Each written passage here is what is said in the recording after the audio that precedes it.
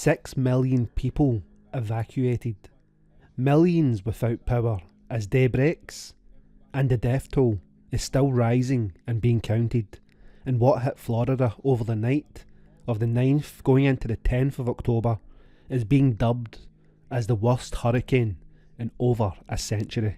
A 15-foot storm surge hit the Tampa region. Power lines and water treatment centres have been damaged, and the water levels on the streets as day breaks is around 3 feet. Most roads are currently unpassable as floods continue to swell. Florida is prone to flooding, but it has never experienced this kind of flooding. Sarasota took the brunt of the impact, and the mayor there says that bridges have been compromised.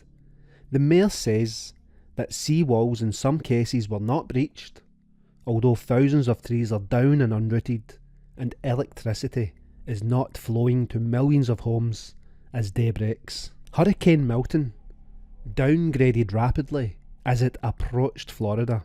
From a Category 5 hurricane, the worst kind, it rapidly downgraded to a Category 3 hurricane as it smashed inland, before downscaling again to a Category 1 hurricane, still hitting with the full force of a hurricane's immense power. If it had remained a Category 5 hurricane, then a far graver outcome was predicted for western and eastern Florida. The worst fears appears to have not been realised, as the Hurricane Milton now heads off land and out to open sea.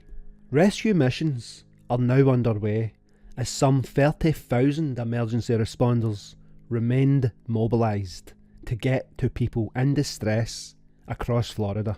With over 200 calls made to emergency services through the height of the storm, the word from rescuers is still to stay indoors. We will get to you. The Tampa mayor has urged residents to stay indoors, that this is not over. As day breaks over Florida, the true scale of the destruction is coming to light. But one thing seems certain, and that is that a much larger catastrophe has been avoided.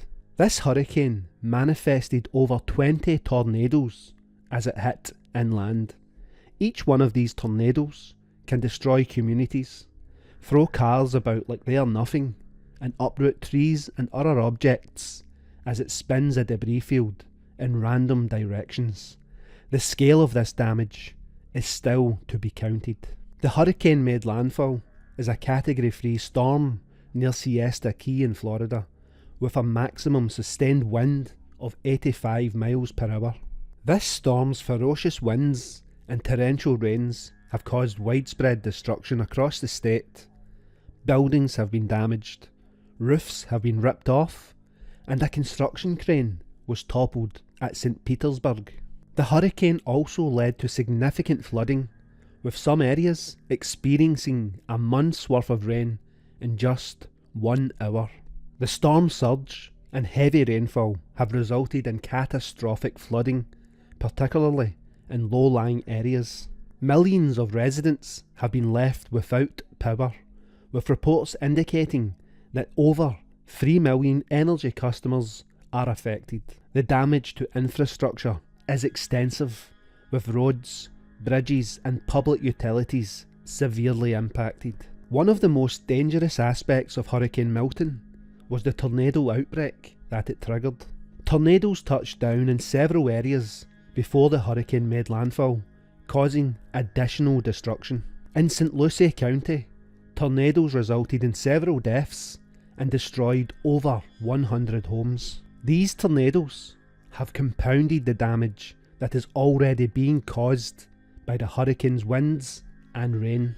As the day breaks on the morning of the 10th of October, more than 250 people have been confirmed dead due to Hurricane Milton's effects. This death toll is expected to rise significantly as rescue operations continue and more areas become accessible to emergency responders.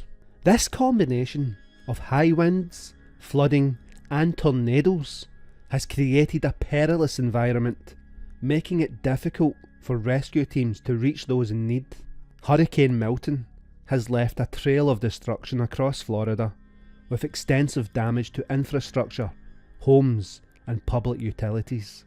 The tornadoes spawned by the hurricane have added to the devastation, causing further loss of life and property. As the death toll continues to rise, the full impact of this catastrophic event is still being assessed. The resilience and recovery efforts of the affected communities will be crucial in the coming weeks and months ahead.